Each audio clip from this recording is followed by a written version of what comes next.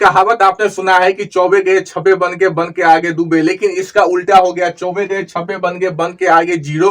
क्या है आखिर यह मामला, चलिए जानते हैं। जैसे कि हम लोग जानते हैं कि भारत में पहला चरण का मतदान जो अभियान कल से चालू होगा, यानी 19 अप्रैल से भारत में पहला चरण का चुनाव। जो एक मंत्री है अश्विनी कुमार चौबे, इनको जो है इस बार जो लोकसभा चुनाव में इनको नहीं उतारा गया। इनका जो टिकट जो है इस बार जो है भारतीय जनता पार्टी की तरफ से काट दिया गया है। आखिर ये अश्विनी कुमार चौबे कौन है, चलिए इनके बारे में जानते हैं। दरअसल अश्विनी कुमार जो चौबे है वो 60 वर्ष के लगभग हो चुके हैं और उन्होंने हिंदुत्व का दामन थामा हुआ है और उन्होंने यह बताया कि मैं भारतीय जनता पार्टी से 1990 के आसपास से वो भारतीय जनता पार्टी के में जुड़े हुए हैं और 2 से 3 बार से ज्यादा वो लोकसभा चुनाव जीत चुके हैं और उनको मंत्री भी बनाया गया। लेकिन इस बार आखिर उनको क्यों नहीं इस बार मैदान में उतारा गया और इसके बाद उनको जो है उनके सीट पर जो है तिवारी जी को क्यों उतारा दिया गया है, चलिए इसके बारे में भी जानते हैं। अश्विनी कुमार जो चौबे हैं 1995 के आसपास, 1995 और 2000 में बिहार में लालू प्रसाद यादव का सरकार था।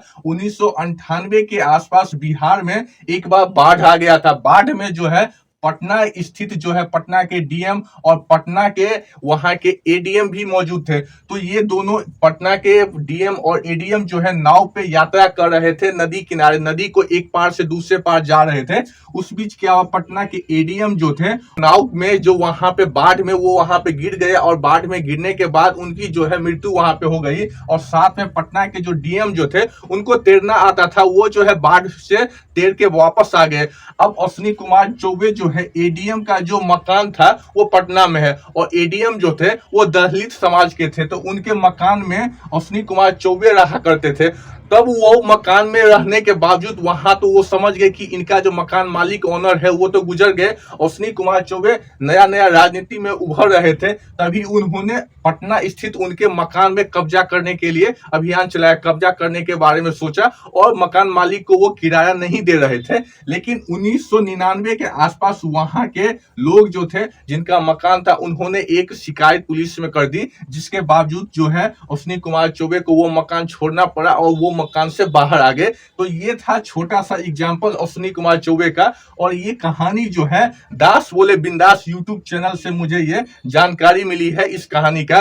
तो ये है अश्विनी कुमार चौबे और इन्होंने 2020 के बाद एक बार केदारनाथ की यात्रा भी किए थे, जिस कारण वहां पे उत्तराखंड में भूकंप आ गया था। भूकंप आने के कारण जो है बहुत सारे लोग जो है वहां पे बाढ़ में दह गए थे, बाढ़ में चले गए थे, बहुत सारे लोग बच भी गए थे। तो उन्होंने वहां पे आके ये बात बताया कि आखिर एक ब्राह्मण को जो है कैसे महादेव बचा लिए। लेकिन वहां पे बाढ़ में एक नहीं हजारों लोग थे। महादेव की कृपा एक ही आदमी पर नहीं होती है, वहां पे लाखों आदमी थे, सब पर कृपा होती है।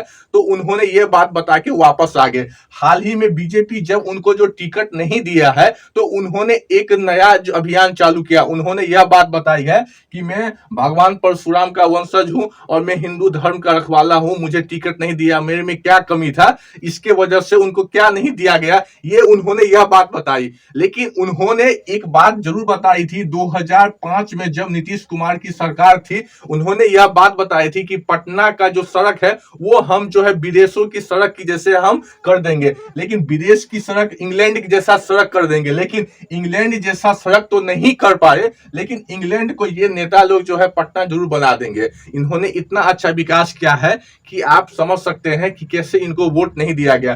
फिलहाल इनको जो है ये बगावत कर रहे थे बीजेपी की तरफ से, लेकिन इनको मोदी जी की तरफ से एक बार बुलाया गया और इन दोनों को एक मंच पर देखा गया, बीजेपी का एक मंच पर, जहां पे हमारे देश के प्रधानमंत्री नरेंद्र मोदी जी भी मौजूद थे और अश्विनी कुमार चौबे भी मौजूद थे। दोस्तों कैसी लगी जानकारी कमेंट करके जरूर बताना और आप बताना है क्या इनको टिकट मिलना चाहिए कि नहीं मिलना चाहिए। क्या देश में हर नेता को 1 या 2 बार से ज्यादा बनना चाहिए।